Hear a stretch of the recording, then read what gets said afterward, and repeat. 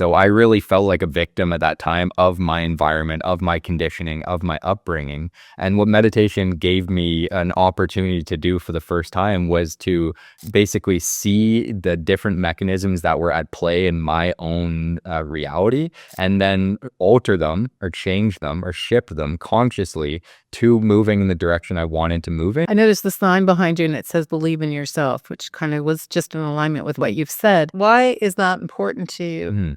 Yeah, that is my main message for this year, I think, is believing in yourself, because we have so much capacity within ourselves and within our being, and we have so much room for these incredible lives to take place. In order to tap into these things, you have to find them from within yourself. Nobody else is going to be able to build your business for you. Nobody else is going to be able to get you into the relationship you want or get you playing the sport in the way that you want to play. Nobody else is capable of living your life for you. So if you want to live the best life you can live, you have to be the one in charge with sovereignty dictating the course of your life.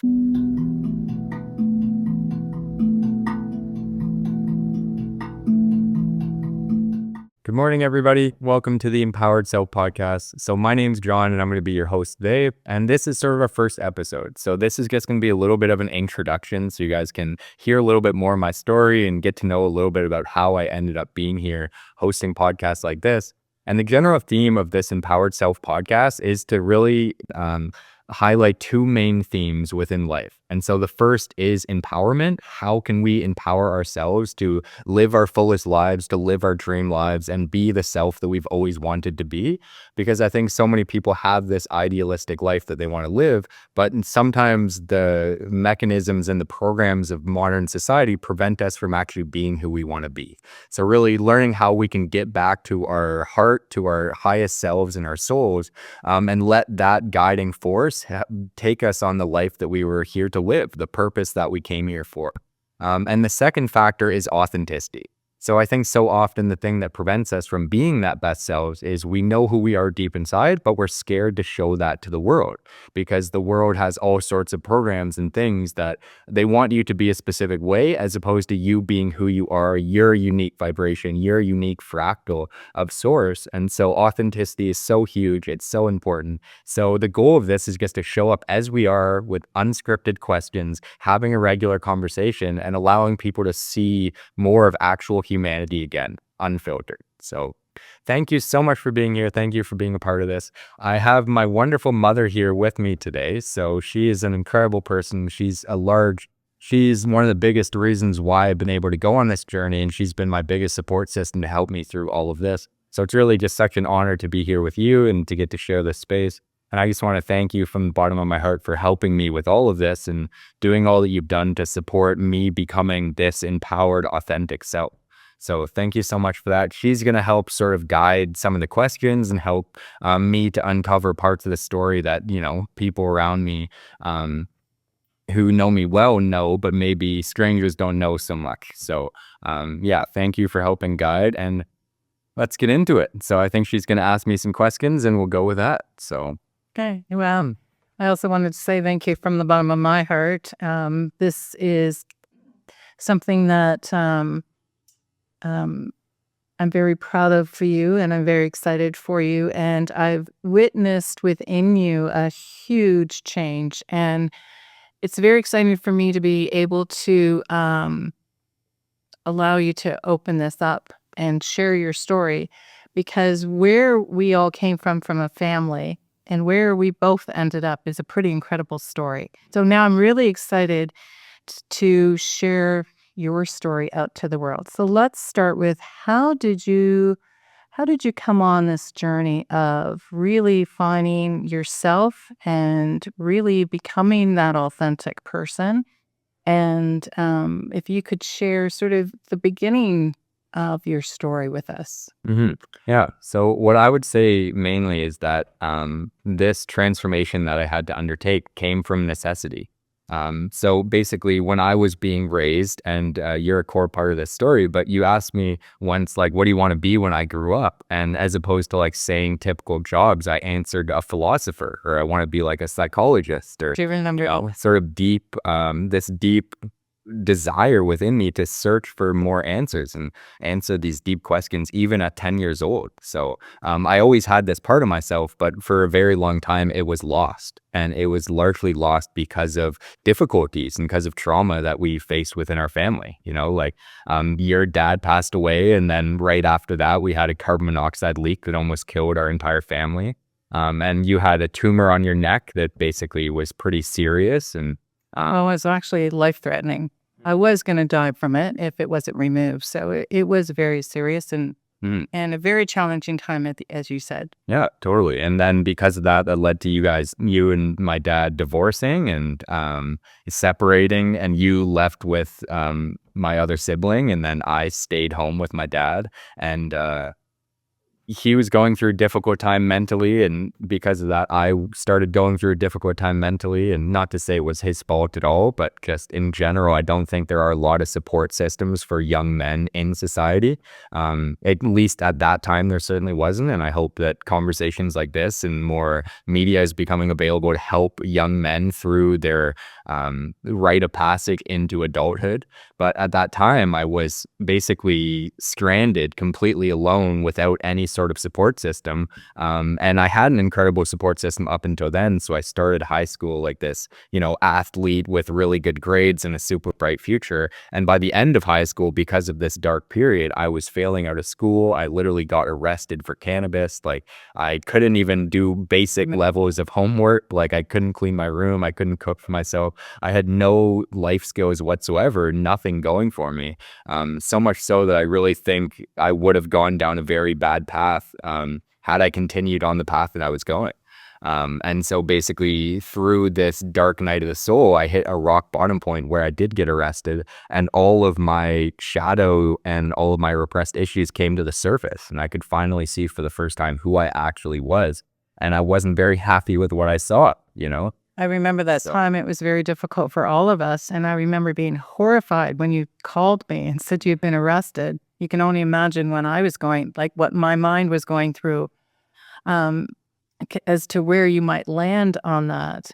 But, you know, what I really saw a big change in you is shortly after that, because then you really started to recognize you had some anxiety issues. You recognized that you had all this trauma inside of you that didn't have a way to release it. And we had been talking, and you went forward and found some solutions for that. First of all, you went to that anxiety clinic, which really helped. And then you started meditating. So tell us a little bit about that. Yeah, totally. I mean, so yeah, really that moment of getting arrested was like the wake up call for me, right? Where I realized, okay, this is who I actually am, and who I wanted to be was somebody very different. Because when I was little, I had these big aspirations, right? And again, I got so lost in the mix and in my darkness and in my pain that I was incapable of seeing beyond the pain that I was experiencing. So when things got even worse and I finally had to look at myself, instead of like ignoring the issues that I had, or instead of bypassing them or distracting myself so much, I didn't feel the pain that I was having, which is what all the partying was. When I got arrested, I finally had to look at that, and I saw how anxious I was and how dire my situation was. And I had a choice point. Basically, I could continue to go down that path, or I could do something about it. And luckily within that experience, some realizations came to me that showed me like all of the suffering I was experiencing was because of my belief system and because of my mental attachment to thinking things were a certain way. And when that bubble popped and I could see that, oh my gosh, there's a much bigger world than this small confined world that my mind was trapping me in, this expansion happened. And I could see very clearly that there were these tools out there that can help almost anybody to achieve similar things. And these tools are meditation. So I found meditation. It really helped me, and I became unbelievably passionate about it, and basically spent my entire life since then learning as much as I can about these things because of how much they helped me, and through that realizing how much of a capacity they have to help others. So Can you speak a little bit about that, like in terms of all the value you received from meditation at that point in time? Yeah, totally. What I think meditation allowed me to do was take control back over my own circumstances. So I really felt like a victim at that time of my environment, of my conditioning, of my upbringing. And what meditation gave me an opportunity to do for the first time was to basically see the different mechanisms that were at play in my own reality, and then alter them or change them or shift them consciously to moving in the direction I wanted to move in, as opposed to just haphazardly receiving who I was and how I was conditioned to behave.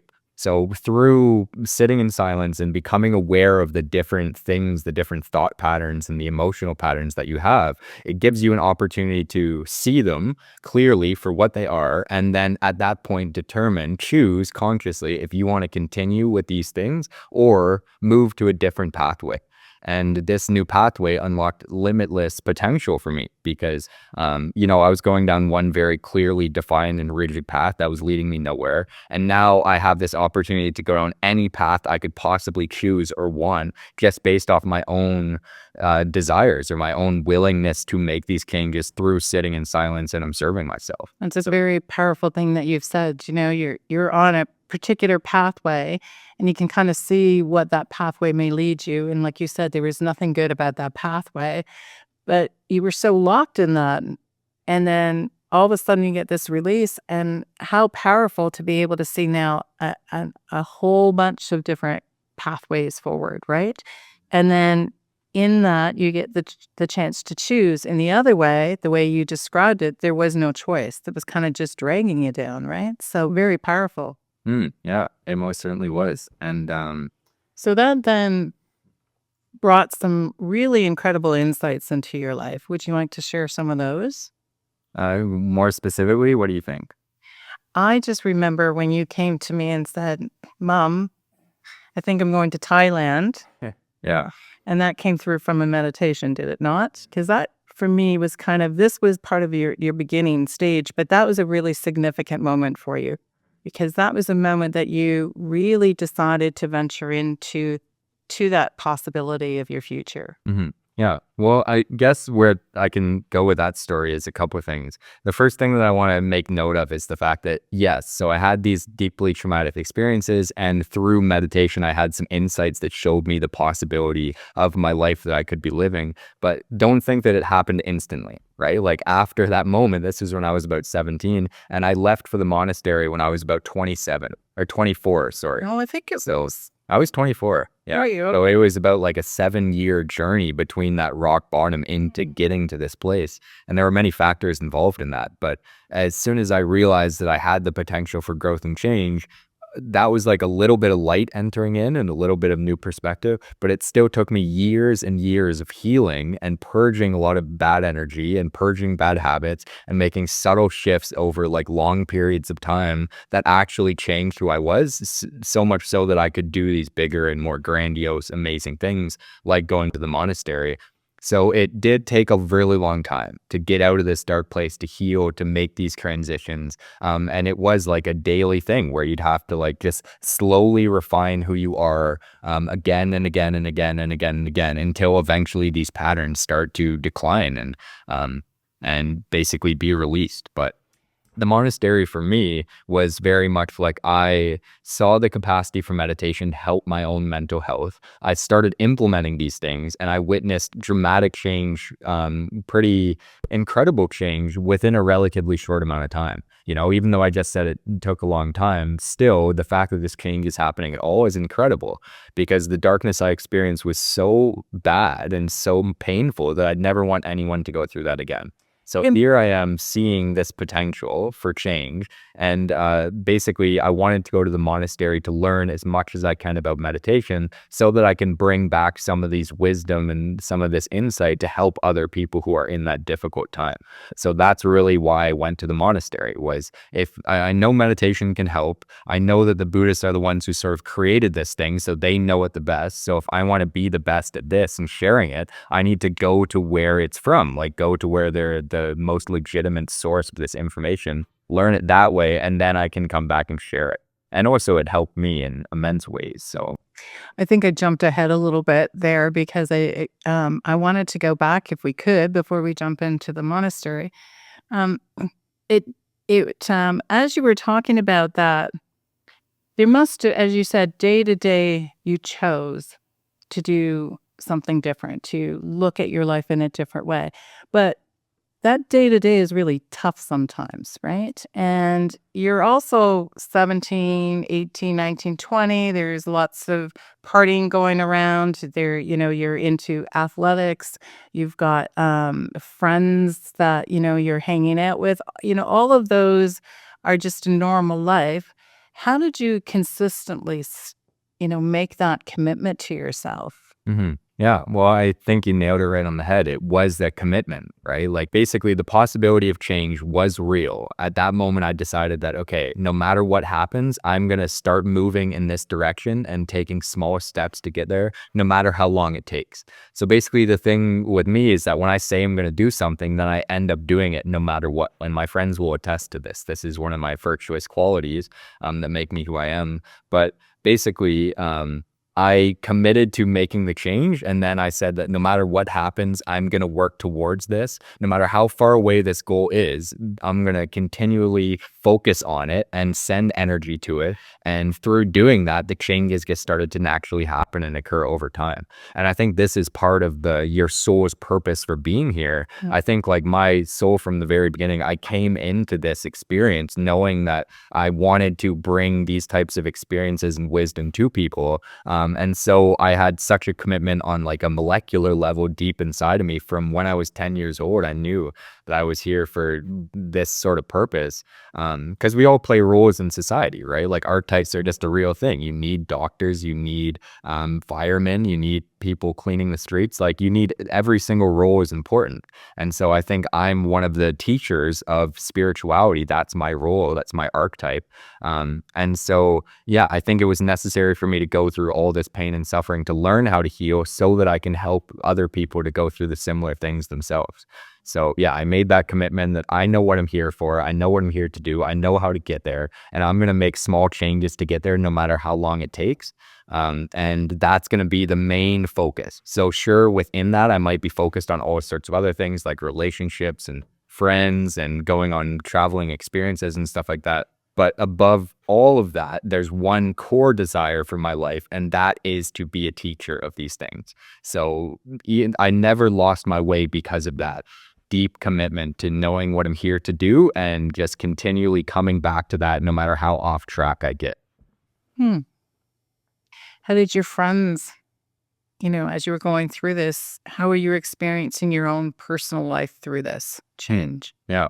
Well, what's cool is that I think in order to do healing, it's really important to take an introspective period where you sort of separate yourself from external energies. Because, like, if you're trying to change, but then you have other people's energies influencing your space and your behavior, you might not be changing a part of you, you might be changing a part of that relationship.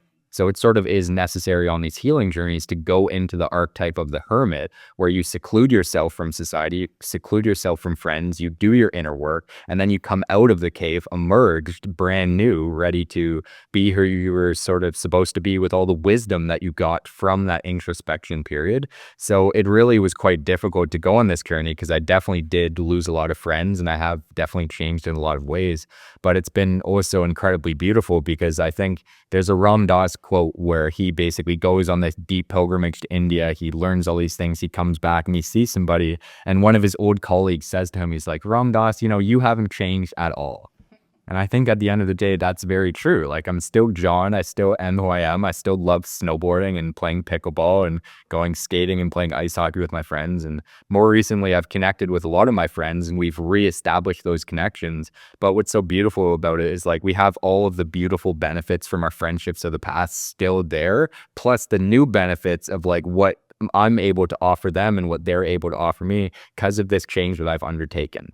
So although it is difficult to go on this journey and, sometimes your friends do have to sacrifice time with you when you partake in these sort of things. But really the goal of the hero's journey is that you go on this, you get the pot of gold because you slay the dragon, you become the hero, and then you come back and you share it with your community. So everybody in the community gets to gain from you going on this journey. It's not a selfish thing. No, absolutely not. And certainly what you've done with all of that since then is pretty incredible, but we'll get to that in a minute.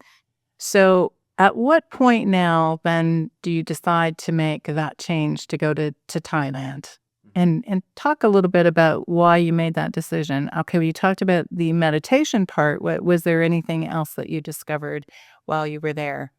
Yeah. Well, I think what's really incredible about Buddhism is like the religious community that we have within Canada largely is Christianity. And Buddhism is certainly a religion in its own way, but the difference between Buddhism is like the Buddha sort of teaches you like, come and, what does he say? Ehipasiko, come and try this for yourself. Right. So it's like, don't believe what I say. It's like, I'm going to teach you how to do this so you can learn your own way. Very powerful. Yeah. So there are all these incredible people dedicated to creating a container that allows for spiritual development and healing to take place. And we don't necessarily have these similar types of containers within our society. So I think that's really why I wanted to go, is because I wanted to dedicate a significant amount of my time learning about myself, healing myself, knowing that everything that I do from the rest of my life will be done through me. So if I can become the best me I can be, then I can do the best things for the rest of my life. So start by building yourself up strong, and then the things you'll build will be even stronger, right? So Buddhism is a great opportunity to practice these teachings, to practice meditation and community. And, you know, we would all like eat together every day and talk about spiritual things and clean up after ourselves every single day and take really good care about like mental discipline in terms of cleaning the way we dress, the way we look, the way we behave, the way we talk. So it was a really beautiful opportunity to practice these things every single minute of the day for months straight. Whereas opposed to here, you're distracted with work, you're distracted with other things. You don't have as much of an opportunity to practice mindfulness and practice awareness and introspection. So could you take a moment and just talk about your day-to-day life as a monk? I can. People might be interested in that. Well, I mean, it's not as dramatic as most people think. Like, it is very much just a bunch of people coming together to work on themselves, and they use specific tools and techniques in order to do that. So like one of the things is waking up early, right? Like sometimes people have a tendency to sleep in late, and that causes them to be undisciplined and stuff like that. So if you're an undisciplined person, learning how to wake up early is immediately bringing discipline into your life. And then from there, we'd get into a meditation. And that's basically, again, an opportunity to learn patience, because you're sitting still. Your mind maybe wants to wander and go grab breakfast because you're hungry, or go do all these other things. And you have to just sit there and be still and observe all of the different fluctuations of your mind that occur and not act on them. Right? Like, not act on your desires to engage with bad things. You choose what things you want to engage with, what things you want to think about, and what you don't. So you practice this for an hour and a half straight every single morning. You're just sitting there, reframing your psychology, refining your beliefs over and over and over again. So you're already learning patience, you're already learning discipline. And then we would get into like eating a meal, right? So we'd all sit together and we'd eat very mindfully, and you're eating quietly. So you're observing like your lust to grab the best foods quicker, eat more than you should. And so you're learning about your body, right? Like, you're learning about what your body needs, how much food you should be eating, what foods you should be eating, how fast you should be eating the foods, right? So you're learning about your body through this technique. So all day long, there are these different sort of tools that they use in order to help you navigate your human vessel better. So that's sort of what the day was like. It's like you'd wake up in the morning nice and early, you'd meditate, you'd eat breakfast, you'd do some cleaning, you'd meditate again. Maybe you'd read some Dharma, you'd meditate again, maybe you'd do some chanting, talk with some monk brothers about spiritual conversations, and do that day in and day out. So yeah, it was a really incredible experience, but it was unbelievably difficult at the same time. And I could only do it for so long before I started to have my own psychological disturbances from the process. So did you want to talk a little bit about that, or? I mean, yeah, I can certainly get into it. It's, you know, I think these things are ceremonies, right? And so the really important thing about entering into action, so there's like non-action and there's action, right? Where action is like running and non-action would be resting. So if you think of somebody who's training for running a marathon for the first time, and you tell them to just go and run a marathon the first time, it's like they literally will not be capable of doing so. Like, they don't have the structures in place in order to do that. And so it's necessary to run a little bit, train that muscle and then rest for a while. And then run and then rest and then run and then rest. And so the thing with the monastery is like I didn't really get much of an opportunity to integrate the things I was learning or have a period of rest where I stopped doing all of those practices for a while. So I think like it was just I was burning out doing this too much. And so I needed time away from it to basically heal from that activity, which all activity requires repair to some degree or another. So it's not a bad thing. But yeah, I just needed an integration period from that deep learning so that I can actually embody what I learned and apply it into everyday life. And even though I haven't gone back, it's like I've still been doing the things that they taught me every single day in my regular life in a more, let's say, sustainable way, or in a way that's more aligned to my personal needs and values. So yeah, it's been incredibly beneficial, but it was very difficult at the same time. So then you come home, and how does your life change at that point? Well, so then became the whole integration part, right? So it's like actually applying. It's one thing to be able to meditate all the time and do these different things within that container where you don't have the distractions. But the real test is, can you maintain that same level of conscious awareness that you've achieved outside of that container when there is all sorts of distractions, all sorts of things pulling you away from yourself? And so like this is a concept within the monasteries, where at least the monastery that I studied in, where you have periods of like learning and then you have periods of practicing where you're actually seeing in regular society or in a teaching role whether you can maintain that same place that you achieved in your retreat. So you're constantly like going in, learning the lessons, coming out, applying them, going in, learning the lessons, coming out, applying them. But the one thing that I wanted to explore after the monastery was to get into yoga, because I had some physical restraints and some physical issues and tension within my body because of all the athletics I played over the course of my whole life. I have really tight hips, so I couldn't sit cross-legged very well. I still can't to this day. So, I'm the only guy I know in Western society really who can't sit cross-legged, and yet I'm the only guy who becomes a Buddhist monk. So Right. it's pretty funny, right? And ironic. But anyway, so I basically had some monk brothers in the temple teach me a little bit of yoga, and I was super excited to explore that because some of the things they were teaching me were really incredible and helping with some of the physical issues I was having. So I went and became a yoga teacher after that in Thailand, and then I came back. And so then I basically started to really apply yoga into my life, which is like the physical discipline and the mental discipline of Buddhism. And that was like basically it unlocked a whole different dimension of this practice. So, yeah. And then I remember you really then dove deeply into yoga. So do you want to talk about that a little bit? Yeah, well, I mean, after that, I did a 3-month sadhana in Sweden, which was like a really intensive, advanced sort of practice, where you are doing yoga every single day for 8 hours, much like the Buddhist practice, but the yogic version. And that was equally challenging, but incredibly beautiful as well, because that really helped me tap into the energetic mechanisms that were inside of me. And I think like there's this top-down energetic perspective from Buddhism where it's like when you sit still, you're bringing in energy from your crown, and that's cleaning and purifying your vessel. But for me, it like only had the capacity to reach to my heart, and it couldn't go any further. So I'd have these moments of incredible bliss and joy, and then other moments of like incredible paranoia and psychosis and like really deep anger and pain and frustration.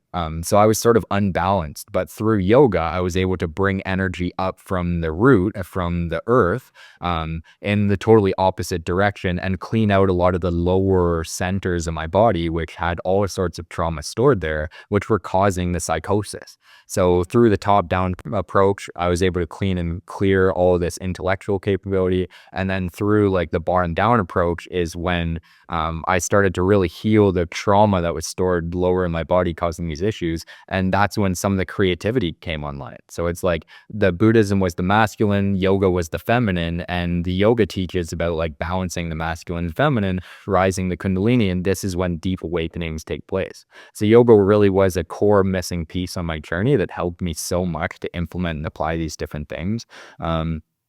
Yeah, and so that's partially why I became so infatuated with it, is because it really like helped me to clean a lot of the issues that I had in my body. And through that, I've attained like a more stability and groundedness than I've ever had before. And that's helped me to reach new heights in my meditation practice. So, Oh, pretty incredible. So from that point on, what happens in your life? well, so the other thing that I wanted to explore was plant medicines, because some of the reasons why I was able to have these insights into the nature of my mind was through plant medicine experiences. And I didn't call them that at the time, but, sitting with some friends recreationally using psilocybin and cannabis and stuff like that really opened the doors of perception, let's say, as Aldous Huxley would say. It opened my doors of perception to see things in a totally different way. And with that heightened vantage point, I could basically determine the issues that I had in my life and navigate them in a better way and solve some of those issues. Whereas it's like if you're trying to solve a puzzle and you're only able to see like 1/4 of it, there's only so much that you can do. But when you zoom out and you can see from a heightened perspective and you can see the whole puzzle, then it can help you basically put the pieces together more fluently. And so I think that psychedelics really helped me expand my mind and show me the possibility of reality. But not only that, actually helped me to heal things. Like there was so long where I wasn't able to cry, I wasn't able to feel my I emotions. remember. I wasn't able to even laugh because I had some trauma around laughter from the past. But when I was in these containers, then all emotion would start coming out and I could finally have these deep emotional releases, which were so cathartic for me and they helped me so deeply. So I knew that these things were healing and I wanted to explore them more. So I came back and sat in an ayahuasca ceremony, and that was just like incredible. I had a lot of heaviness from the monastery that I had to heal. And, it really brought a lot of to the surface to be cleared, but I wasn't able to clear it in the temple, probably because I didn't stay long enough. But then I went into these ayahuasca ceremonies and it got me back into my heart. It got me feeling like myself again, and just really uplifted my state of being and brought more love into my life, which is really what I needed at that time. So I wanted to explore that further. So I started sitting in ayahuasca ceremonies and went down to Peru to study with some shamans down there. And that was like this sort of Buddhism has the mind, yoga has the body. Well, plant medicine is the spirit. It's Oh, like really the triangle, the sort of trifecta of look, definitions that's of that. beings, So plant medicine has been huge, and I'm unbelievably passionate about it. And I don't want to say encouraging other people to do it, because everyone should do their own research and see if it's right for them or not. But if you do it in a way that's like very respectful with lots of reverence, and you're doing it in a container that's for healing and deliberately designed to reach a specific goal, that's a lot different than doing it recreationally, where it can be more dangerous and more hazardous, let's say. So, yeah, I studied from some shamans down there, and that was the next step in my journey. So, Anything about that situation you'd like to further talk about? well, after the monastery, and at that time, as much as I thought I was healed, I still very much was not healed. And even now, I still have lots of things that I'm working through, right? But I was very much a young 24-year-old, gung-ho, ready to be passionate and explore and like just save the world and do all these incredible things and like go, go, go and make a difference.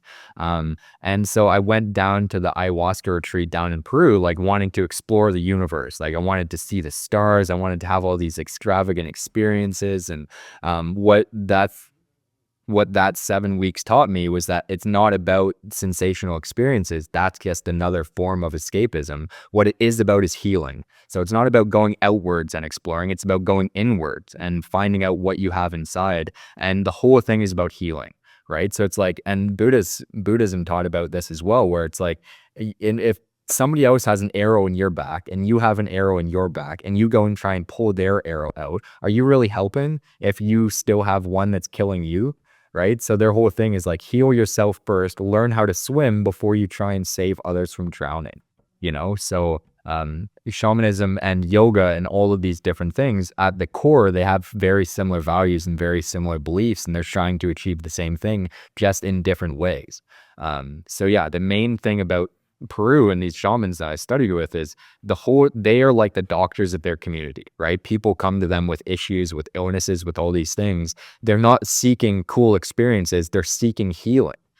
So if we as a society start to look at these things as medicines, as healing, and use them in that way, then we can really capitalize on their potential in the way that they were sort of intended to be used, because this is what indigenous cultures have been using them for. They know best. They've been using this for thousands of years and refining these practices. And it's up to us to sort of like use them respectfully, and hopefully by us going there, we actually give back our energy to the community and help them with the things that we've discovered. So it's a mutually beneficial relationship if you do it with reverence and respect. And really, it's compensating for some of the needs that our society has, which is the spirit, because so many of us are disconnected from ourselves and our purpose and the deeper meaning behind this reality, as opposed to just materialistic sort of dead world that we're all living in, because this world is very much alive. When at that point, then you come back to Canada. And what was your experience when you first came back, when with all this healing, wisdom, knowledge, the integration of your body, mind, and soul, and then you come back to Canada? Was that shocking, sort of, in terms of, where you've been and what you've seen our society become? Yeah. Well, what I would describe myself as at that time was like a little kid on Christmas morning who's like, this is like one of their first experiences with these types of things. And they're like very much excited and they just want to explore more and they want to get the gifts. But then there are the parents who are still sleeping, who have basically seen this 50 times in their life. And they're like, this isn't that exciting. And so I think that that's really what happened to me when I came back. Was I was so excited because I had all these revelations about all these things, and I just wanted to share them, not really understanding emotionally from an emotional mature level that other people are at different places in their journey, and my level of excitement isn't what they needed at that time. So yeah, it was sort of a hard reality check to like be in this incredibly loving place with so much light and possibility, and then come back and hit like the concrete brick walls of London and not being able to be as expanded as I was in those places. So it was really difficult to come back in the beginning. But since then, I've learned more how to like slow this process down and integrate over time, and not want everything to happen all at once right in the beginning. And yeah, just basically slow the whole process down. And since then, it's been so much more rewarding for me, because these ecstatic states, as cool as they are, they're not sustainable. So we don't necessarily want the really high highs that these types of things can bring, but we want to bring in some level of that, knowing that it's possible and that we can go there whenever we want. But we want to achieve like a sustainable contentment within our being. And so I think that through experiencing the high, coming back, not being able to integrate that, I've learned how to bring more of that into life in a more contained and emotionally mature way, as opposed to what I was able to when I first got back. Did you feel displaced at all or alone when you came back? I mean, certainly, for sure. And I guess the loneliness is that I know that these types of experiences are possible. Like this deep, unconditional love is possible. It's very real. You can feel these unbelievable states. And this is what Buddhism talks about, right? Like these enlightened states are very much a real thing. And I know how healing it would be for people to have them. But I know that it's very hard for people in this society to actually feel these states. So, as much as I want to bring them to people and share them, it doesn't mean that they'll even believe that it's possible, or like they're so far away from that it would take really long time in order to get there. And it's almost like you don't even believe it, that it's real. So yeah, I definitely at times felt like an outsider and felt like I didn't belong in this society and felt like I wasn't really welcomed here. But I think that that's not giving enough credit to people, because I really have not received any hate mail or any bad messages or anybody like doing any damning things to me whatsoever. Like I think part of that is my own projection of judgment onto them, because for me, I want them to be something that they're not. So I'm almost the one projecting the judgment, and then I get judged back in return. So really, it's like I've learned to accept everyone for where they're at and understand that each part of the journey is super beautiful. And if people want to explore more of themselves and maybe tap into these deeper ecstatic states, then I'm ready to help and show you how. And if not, no worries. Like, wake up at your own time. I'm not going to knock on your door at 5 a.m. But when you want to, these things are there, and I'm passionate about them, and I love sharing them with people. So I'm here if people ever want to explore that. But I wanted to speak to that because I know it was a bit of a difficult journey for you to not feel fully accepted and to feel different and kind of out of place. But that is so much of what people are feeling today, right? So what was the next part of your journey? Because your journey still continued from that point on. Yeah. Well, I want to go back to that a little bit, actually, because you bring up a good point that this feeling of disconnection is something that a lot of us feel within our society.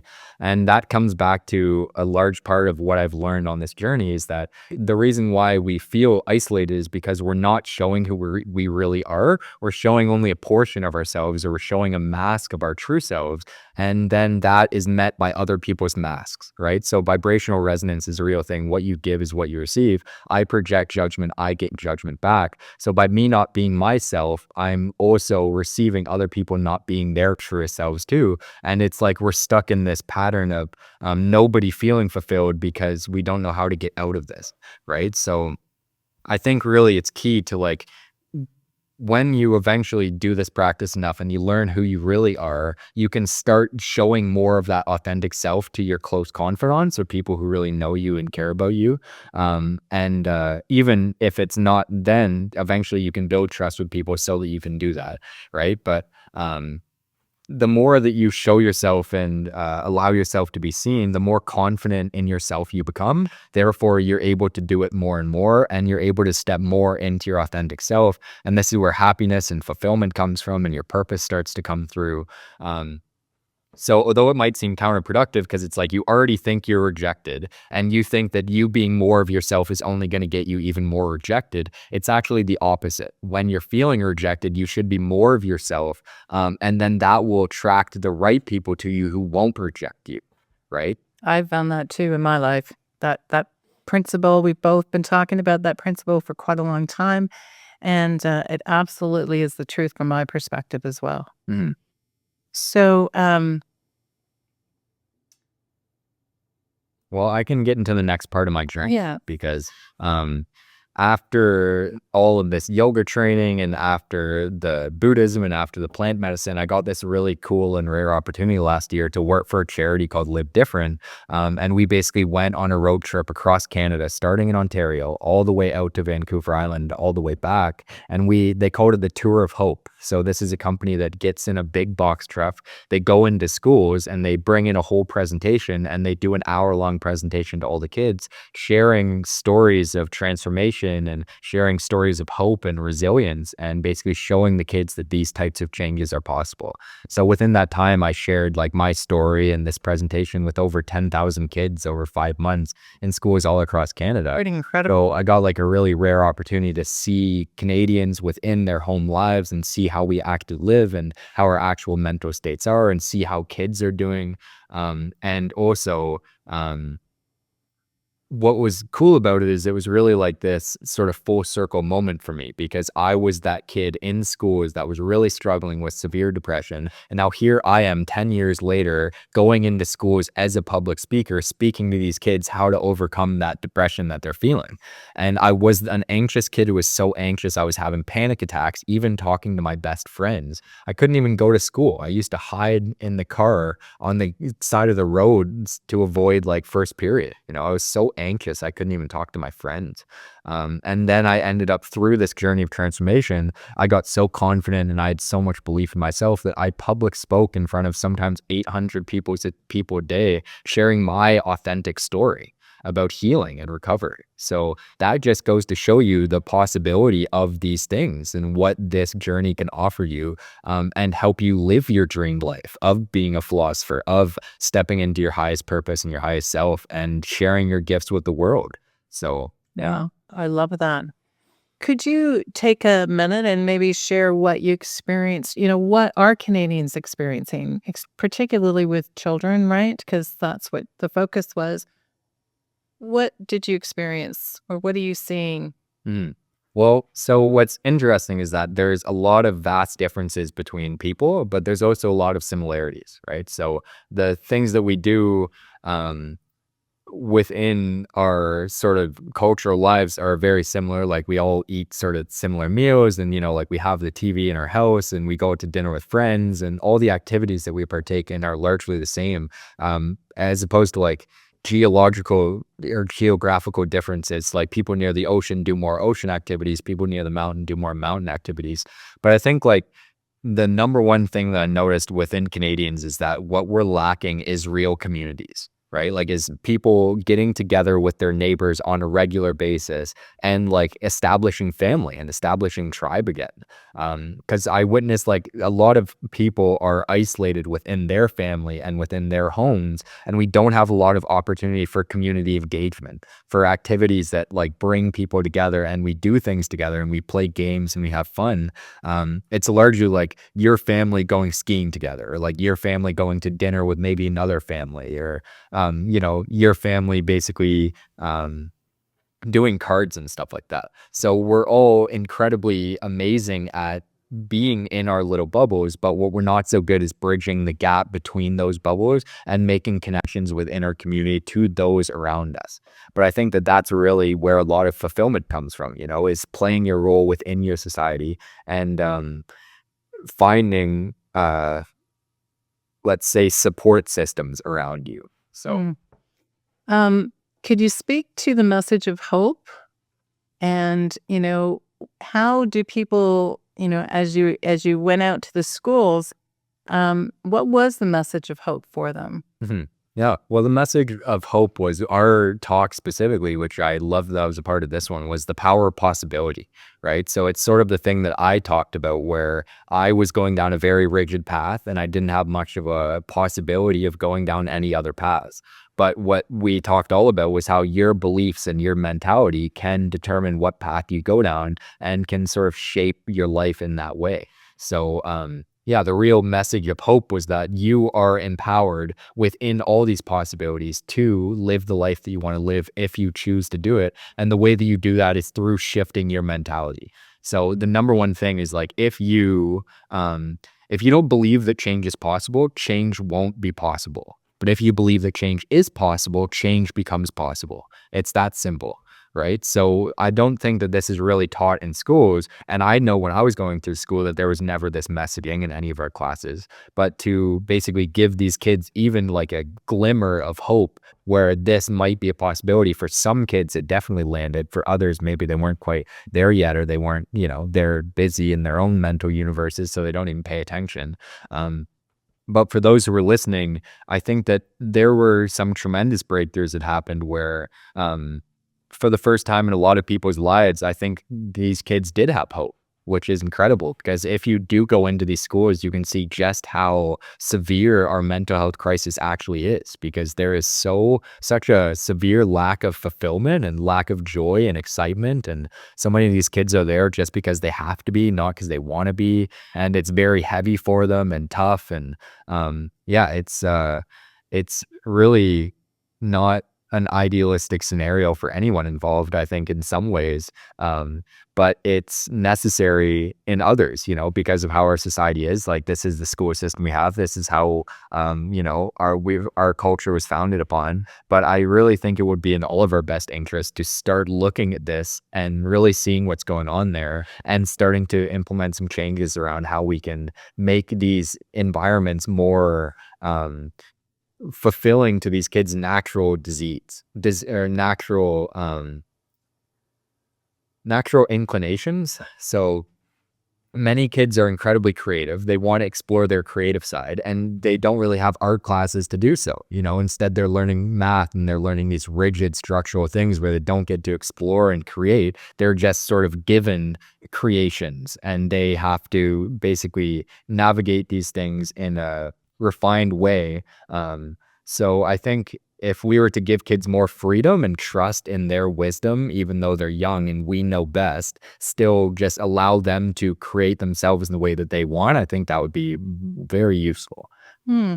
Excellent. Any last thing you'd like to say in terms of your so you've just offered some suggestions as to how it might benefit those children to expand their worlds. Is there any last thing you'd like to say about that?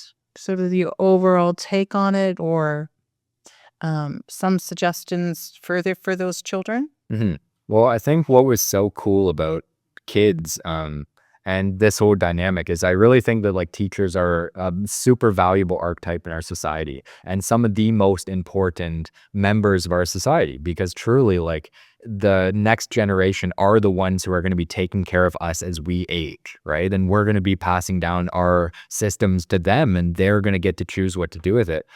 So it is like super important for us and just for society in general how kids are raised, to make them emotionally mature and basically bring awareness into their consciousness and make them strong and capable and durable human beings who can survive the onslaught of this difficult reality. Mm. So teaching kids is a super, super important thing. And um, there's basically, I think that there's a lot of hope involved because kids actually heal your own inner child. So the more that we can work with them, the more we can start to learn from them how to become more playful, how to become more joyous, how to become more creative ourselves. And actually helping them more will help us more. So I really think that it would be good for all of us to spend more energy around kids, more energy working with kids and helping support them, realizing that again, this type of service is not selfish. It's actually, well, to some level, it is selfish because you're helping them, but you're receiving almost more than you're giving, you know? So you can do it for them and also for you. Wow, very powerful. So, what happens next, Jonathan? Because this is already quite an incredible journey. Yeah. Well, really, what I just want to say to anybody who's been passionate about this and committed to listen to this whole thing, I really want to thank you for listening up until this point. But the point of this conversation is just to be authentic and just to speak my truth and just to show you who I am. It's not to tell you that these things are right or wrong or that like my story has been cooler than other people's journeys, but it's literally just I have a role within the society and I'm just trying to play it. You know, I'm trying to do what my soul is guiding me to do, and I'm trying to help other people basically learn what they're here for and help them to live that. So the purpose of sharing all of this, the main message that I have for you is just to listen to your heart, to listen to yourself, and don't be afraid to show yourself for who you actually are. There's been plenty of times in this conversation where I've said things that maybe people won't agree with, or like maybe messed up some of the words or gone on random tangents and stuff like that. But this is humanity. This is who humans are. We're not perfect. We're not these concrete statues that have been totally refined to be just beautiful. Like there's, you know, we're human. We're constantly changing and molding to our environments. And there's lots of parts of reality that aren't pretty and aren't gorgeous. So I think authenticity is the real key. And it's made me feel so much more confident and comfortable in my skin. The more authentic I can be, the better my life seems to get. So that's really the main message for people. And what I am going to be doing now is committing my time and dedicating my time to building a business around my name and my brand that is going to provide people with experiences so that they can have some moments of awareness to bring insight into their life, have retreats so that people can do deeper work and build more community and establish more friendships because we know how valuable that is, and do one-on-one coaching. So like really working with somebody one-on-one to see where they're at in their life, determine where they want to be, and help basically support them through their journey through life from my perspective with all the wisdom and all the experiences that I've had that have been useful and unique. I think that I have a unique perspective that I can offer to people that they would find useful as support on their journey. And so I'm going to commit my time to being a life coach, to helping people with whatever they have going on. So yeah, I'm also going to be creating more content and stuff like that, and really just hopefully having more of these incredible, authentic one-on-one conversations so people can see more unfiltered, real humans, you know, and people can shine their light and share their gifts openly and publicly, and they have the opportunity to do so. is so often we want to share, but we don't have the proper means. And we don't have the safe spaces available to do that. So I work diligently to create safe spaces so people can be their best selves. So I'm glad you mentioned safe spaces. When you say safe spaces, what do you mean by that? what I mean is like a place where there is a lack of judgment and there's a surplus of acceptance, right? So it's like, I could be sitting here messing up my words and the person across from me could be like, oh my gosh, we're shooting a podcast. Like, how dare you mess up? What is my audience going to think? All these basically mental issues that many people have, a lot of these projections that really do influence your space. And, when you're around these types of environments, you can feel yourself close off and put up walls that defend your inner sanctum from being like destroyed or being manipulated, right? Because it's important that our belief systems stay intact, at least the ones that are good. So I think like creating an environment that accepts people as they are and doesn't judge them for the things that they're not, that really helps people to feel more comfortable. And the more comfortable you can feel, the more you can open up and the more you can expand into your truest self. So basically a safe space is creating room for authentic expression to take place. I noticed the sign behind you and it says believe in yourself, which kind of was just in alignment with what you've said. Um, why is that important to you? Mhm. Yeah, that is my main message for this year, I think, is believing in yourself, because we have so much capacity within ourselves and within our being, and we have so much room for these incredible lives to take place, endless possibility. And the key is that in order to tap into these things, you have to find them from within yourself. Nobody else is going to be able to build your business for you. Nobody else is going to be able to get you into the relationship you want or get you playing the sport in the way that you want to play. Nobody else is capable of living your life for you. So if you want to live the best life you can live, you have to be the one in charge with sovereignty dictating the course of your life. And so in order to do that, you have to believe in your own wisdom, your own capacities, your own insights. So what I really want to help people to do is to show them how powerful and capable they actually are, if they just get to know their vehicle better. And when you learn how your car drives, you can drive it a whole lot better and it can take you a lot farther. So really the key is that people can be exactly who they want to be. And it always starts from them just believing that it's possible, believing in themselves to be the ones capable of doing it, knowing that like everything you need to be that is already inside of you. This is sort of what Wayne Dyer talks about a lot, right? Where it's like, you don't have to be something you're not. You just have to be more of what you already are. Beautiful. Is there any last words you'd like to say? Just thank you. Thank you to everyone. Thank you to you. Thank you to this universe and all the incredible teachers I've had. I'm just thank you to life for being this beautiful mystery that we're all a part of and, allowing us to explore this. And it's so difficult at times, but it's so, so beautiful at other times. So I'm really grateful to be here and be a part of this and to get to share in the way that I can and be in a country that allows for these types of things to take place. So yeah, I'm nothing if not grateful. So Wonderful. Well, thank you so much for this really wonderful conversation. I learned lots. There's pieces I'd never heard of before. So, and incredible wisdom that came through. So, thank you so much. Can't wait to have you on next time. So your turn's next. Anyway, thank you everyone so much. I hope you have a great rest of your day and we'll talk to you soon. Woo!